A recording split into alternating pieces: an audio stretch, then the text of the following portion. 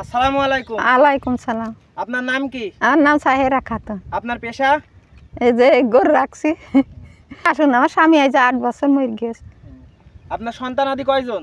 2টো। তারা কি করে? তারা মাঠে জন খাটে। আপনার কয়টা গরু?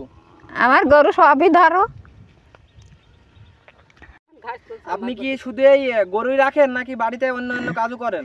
বাড়ি গরু মাটি ফেলতে হয়, রান্না বাড়া করতে হয় ভাই, ঘাস আপনি কাটে। কখন আসেন?